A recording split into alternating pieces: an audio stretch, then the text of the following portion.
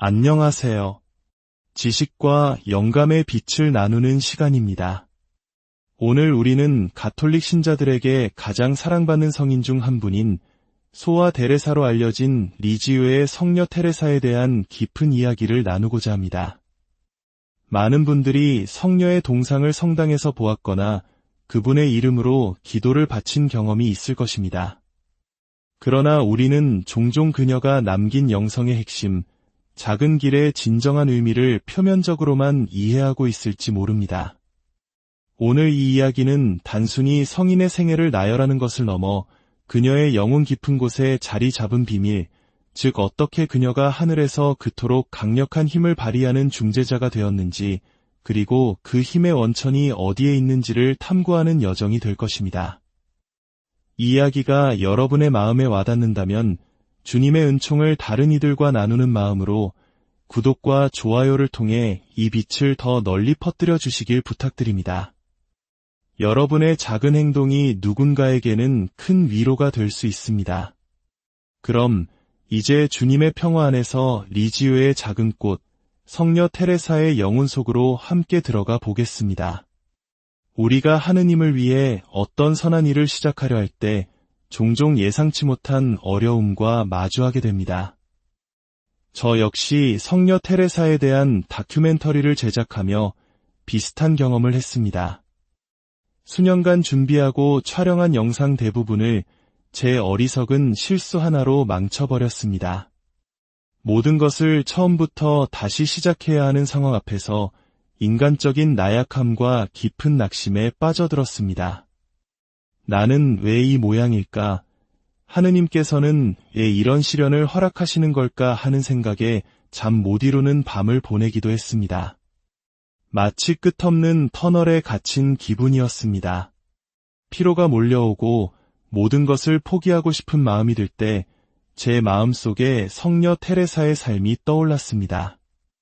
그리고 그녀가 평생에 걸쳐 우리에게 가르쳐준 낙심과 신뢰에 대한 위대한 통찰을 다시금 묵상하게 되었습니다.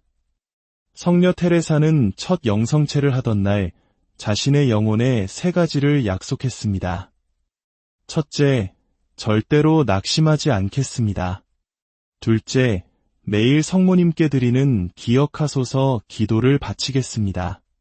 셋째, 저의 교만을 꺾기 위해 할 수 있는 모든 것을 하겠습니다. 놀랍게도 테레사 성녀는 낙심을 영성 생활에서 가장 경계해야 할 교만의 한 형태로 보았습니다. 우리가 낙심할 때 영적으로 무슨 일이 일어나는 것일까요? 그것은 바로 내 주변 상황이 지금보다 더 나아야 한다. 혹은 나는 지금의 나보다 더 나은 존재여야 한다고 생각하며 자신의 힘으로 상황을 통제하려는 마음의 발로입니다. 우리 자신의 불완전함과 약함에 부딪혔을 때 우리는 스스로를 탓하며 좌절합니다. 하지만 테레사 성녀는 이런 상황에 대해 이렇게 말했을 것입니다. 아, 넘어지셨군요. 그렇다면 당신에게는 구원자가 필요하다는 뜻입니다. 그리고 우리에게는 이미 구원자가 계십니다. 그분의 자비로운 성심은 우리의 죄를 불살라 없애기를 간절히 원하시는데 어찌하여 낙심하십니까?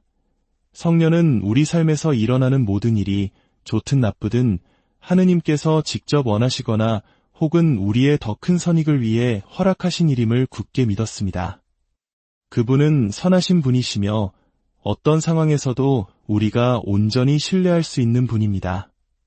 따라서 내 마음에 들지 않는 상황을 받아들이는 것, 그것이 바로 교만을 꺾고 하느님의 뜻에 순응하는 길의 시작입니다. 제가 촬영을 망쳤다고 고백했을 때 한 동료는 테레사 성녀의 말을 인용하며 이렇게 말했습니다. 이것은 우리의 사랑을 증명할 또 하나의 기회가 될 뿐입니다. 그렇습니다. 성녀는 희생이야말로 사랑의 증거이며 이 세상의 사랑은 희생을 양분으로 자라난다고 가르쳤습니다. 우리가 하느님께 대한 사랑을 드러내고자 한다면 예수님께서 그러셨듯이 우리 자신을 고통과 희생에 내어 맡겨야 합니다. 하느님께서는 때로 우리가 실패하도록 허락하십니다. 이는 우리를 겸손하게 만들어 마침내 일이 잘 되었을 때 모든 영광을 당신께서 받으시게 하려는 깊은 뜻이 담겨 있습니다. 낙심하고 싶은 순간에 모든 것을 그분께 맡길 때 우리는 오히려 성령께 더욱 순응하게 됩니다. 분노로 저항하면 우리의 마음은 굳어지지만 그분의 뜻에 우리를 내어 맡길 때 우리는 하느님의 은총에 더욱 유연하고 민첩해집니다. 많은 이들이 영적으로 메마르고 황량한 영혼의 어두운 밤을 겪습니다. 기도 중에 아무런 위로나 기쁨도 느끼지 못할 때 우리는 쉽게 기도를 포기하려 합니다. 하지만 테레사 성녀는 바로 이러한 메마름의 시기를 끌어안았습니다. 왜냐하면 감정적인 위로에 중독될 때 우리의 사랑은 참된 사랑이 아닌 자기만족에 머무를 위험이 있기 때문입니다. 사랑은 감정이나 체험이 아니라 의지에 있습니다. 아무것도 느껴지지 않을 때, 아무런 기쁨도 없을 때, 그럼에도 불구하고 의지를 다해 하느님을 사랑하겠다고 결심하는 것. 이것이야말로 감정적 보상 때문에 기도하는 것보다 훨씬 더 위대한 사랑의 증거라고 성녀는 가르쳤습니다. 성녀는 위대한 고행이나 비범한 행위를 하지 않았습니다. 대신 그녀는 일상 속에서 아주 작은 희생들을 실천함으로써 자신의 의지를 끊임없이 꺾어나갔습니다. 예를 들어 동의할 수 없는 말을 들었을 때 자신의 의견을 내세우지 않는 것, 나와 잘 맞지 않는 사람에게 일부러 더 다가가는 것, 의자에 앉을 때 편안하게 등을 기대지 않는 것, 이러한 작은 희생들이 모이면 열흘 동안 단식하는 것보다 더 큰 극기가 됩니다. 이 작은 실천들이 그녀의 영혼을 하느님의 은총이 흐르는 유연한 통로로 만들었습니다. 자, 이제 우리는 성녀 테레사의 영성에 대한 가장 깊은 비밀에 다가섭니다.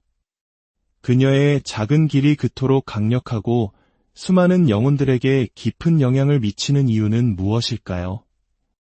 흔히 작은 길은 위대한 사랑으로 작은 일을 하는 것이라고 알려져 있습니다. 물론 맞는 말이지만 이는 본질의 일부일 뿐입니다.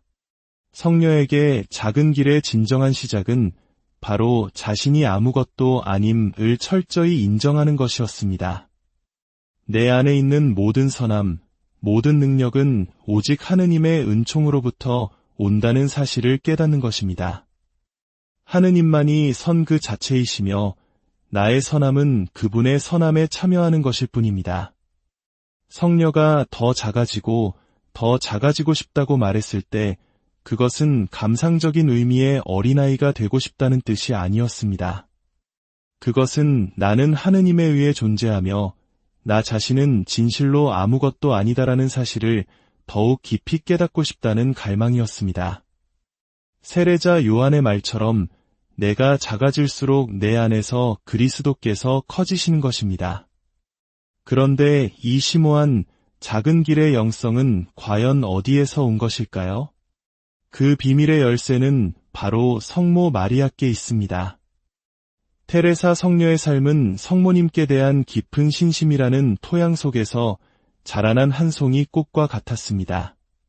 성모님이라는 토양에서 이 작은 꽃을 뽑아낸다면 그녀는 곧 시들어 버릴 것입니다. 그녀의 부모였던 젤리와 루이 마르탱 부부는 모든 자녀의 첫 번째 세례명을 마리아로 지었습니다. 이는 자녀들을 온전히 성모님께 봉헌하고자 하는 열망 때문이었습니다. 집안에는 언제나 성모상이 중요한 자리를 차지하고 있었고 어머니 젤리는 편지에서 늘 성모님께 가거라, 성모님께 의탁하여라고 권했습니다. 테레사가 어릴 적 심한 병에 걸렸을 때 그녀를 치유한 것은 의사나 약이 아니었습니다. 가족들이 함께 기도하던 중 방에 있던 성모상이 그녀에게 자애로운 미소를 보여주었고 그녀는 즉시 병에서 완전히 회복되었습니다. 훗날 미소의 성모님이라 불리게 된 이 체험은 테레사 성녀가 평생 다른 이들에게 자신의 미소를 통해 치유와 위로를 전하는 삶의 방식에 깊은 영향을 주었습니다. 그녀는 성모님의 미소를 이 땅에서 반영하는 거울이 되었습니다. 그녀가 입회하기를 열망했던 가르멜회는 성모님께 봉헌된 수도회였으며 그녀가 종신서원을 한 날은 1890년 9월 8일, 바로 성모 탄생 축일이었습니다. 성녀는 예수님께 기도할 때는 혹시나 잘못된 청을 드릴까 염려하여 말을 신중하게 골랐지만 성모님께는 제 마음속 모든 것을 남김없이 털어놓습니다. 왜냐하면 어머니께서 자녀의 마음을 들어주실 것을 굳게 믿기 때문입니다. 라고 고백했습니다. 그녀의 삶은 성모님의 삶과 놀랍도록 닮아 있습니다. 성모님의 생애를 7가지 고통으로 요약하듯 테레사 성녀의 삶에도 어머니의 죽음, 언니들의 연이은 입회, 아버지의 정신질환 등 큰 슬픔들이 있었습니다.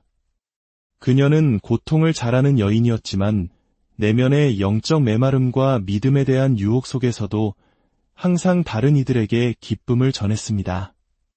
더욱 놀라운 것은 그녀의 고해 신부가 하느님과 성모님과 모든 천사와 성인들 앞에서 선언하건대 당신은 결코 대죄를 지은 적이 없습니다.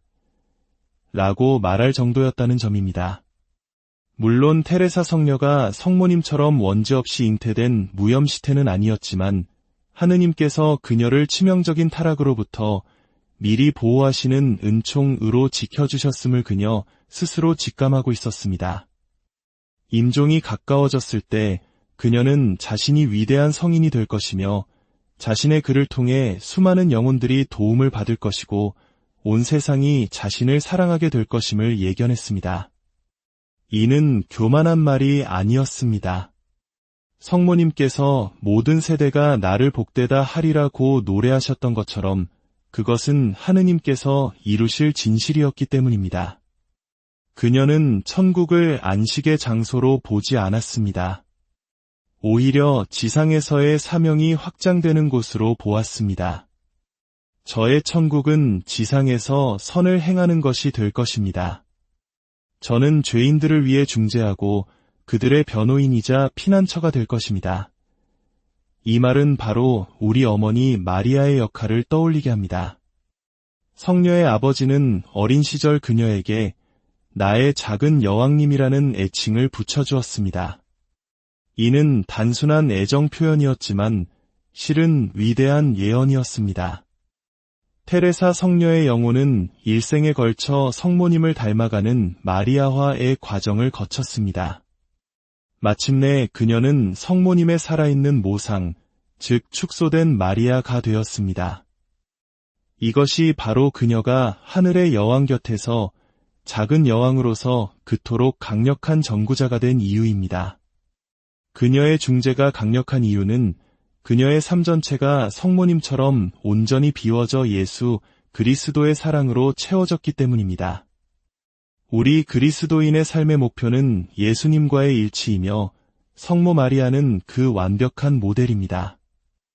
그러므로 성녀 테레사가 성모님의 살아있는 모상이 되려 했다는 것은 우리 모두의 목표이기도 합니다. 성녀 테레사의 작은 길은 바로 그 목표에 이르는 가장 안전하고 확실한 비밀 통로입니다. 그것은 성모님께서 먼저 걸어가신 길이었습니다.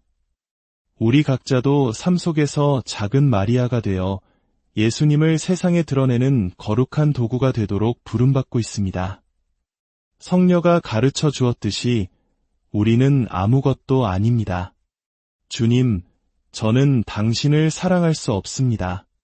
제 안에서 당신께서 사랑이 되어 주십시오. 제 안에서 믿음이, 희망이 되어 주십시오. 이렇게 모든 것을 내어드릴 때 삼위일체 하느님께서는 우리 안에 머무시며 우리를 당신의 성전으로 삼으실 것입니다. 리지오의 작은 꽃, 성녀 테레사의 삶을 통해 우리 모두가 자신의 나약함 속에서 절망하지 않고 오히려 하느님의 무한한 자비와 사랑에 온전히 자신을 내어 맡기는 작은 길을 걸어갈 용기를 얻기를 기도합니다. 주님의 평화가 여러분과 함께